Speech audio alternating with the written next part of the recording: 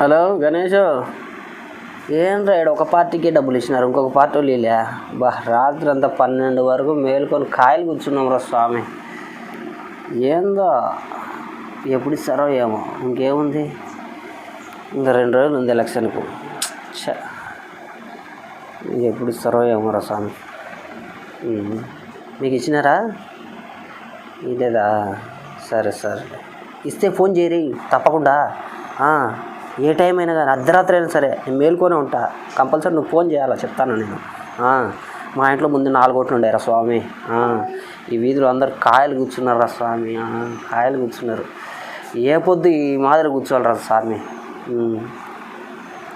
మర్చిపోకుండా ఫోన్ చేయరా డై.